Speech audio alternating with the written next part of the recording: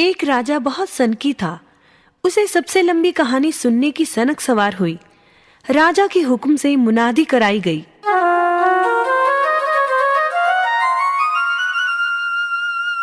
सुनो सुनो सुनो, सुनो सुनो सुनो, महाराज धीराज का हुक्म है कि जो उसे सबसे लंबी कहानी सुनाएगा उसे रामगढ़ की जागीर तथा एक मुंह मांगा इनाम दिया जाएगा। मगर जिसकी कहानी लंबी ना हुई उसे कारावास में भी डाल दिया जाएगा। सुनो सुनो सुनो, सुनो सुनो सुनो। यह सुनकर दूर दूर से कहानीकार आए, परंतु राजा को संतुष्ट न कर पाए। कहानियां तो लंबी थीं, परंतु राजा सोचता, कहानी तो सुन ली है, अब व्यर्थ में जागीर क्यों दूं? धीरे धीरे बहुत से कहानीकार कारावास में बंद कर दिए गए। एक कहानीकार के नौजवान बेटे को अपने पिता का कारावास में बंद होना बहुत खला।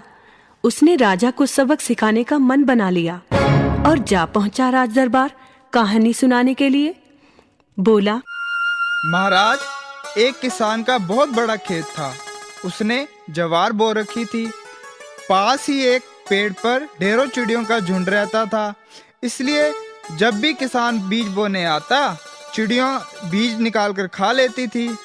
एक बार उसने सोचा कि वह खुद अपने खेत की रखवाली करेगा। चिड़िया भी कौन सी हार मारने वाली थी। उन्होंने भी योजना बनाई, बस काम आसान हो गया। एक चिड़िया आई, खेत में से बीज का दाना चुगा और हो गई फुर। फिर एक चिड़िया आई और दाना चुगा और हो गई फुर।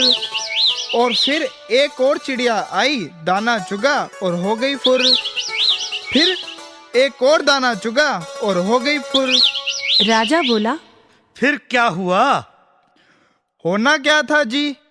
फिर एक चिड़िया आई, दाना चुगा और फुर। फिर आगे क्या हुआ?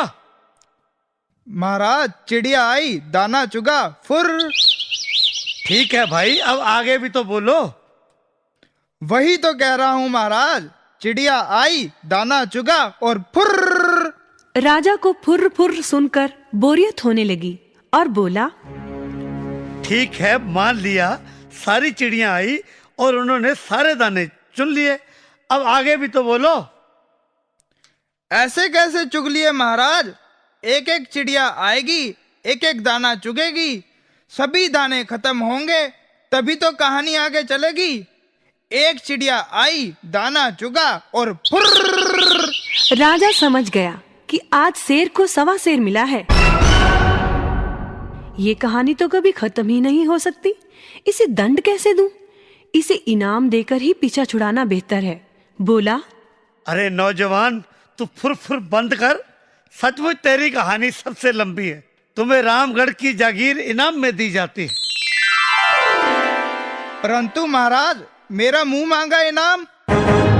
हाँ हाँ, वो भी बोलो, तुम्हें क्या चाहिए? मेरा इनाम यही है कि आप सभी बंद कहानीकारों को छोड़ दें। बिना बात किसी को सताना अच्छी बात थोड़ी ही है। इससे राजलक्ष्मी नाराज हो जाती है और देश और राजा दोनों ही नष्ट हो जाते हैं। मैं चाहता हूँ कि हमारे वतन पर ऐसी विपदा कभी ना आए। बात तो तुम्हारी ठीक है। हम हुक्म सुनाते हैं, सभी कहानीकारों को बादब छोड़ दिया जाए। ये युवक बहुत समझदार है।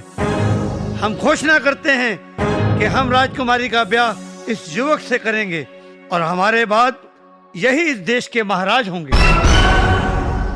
इस प्रकार युवक ने अपने पिता को ही नहीं छुड़ाया, बल्कि सूझबूझ से राजा को सही रास्ते पर भी ले आया।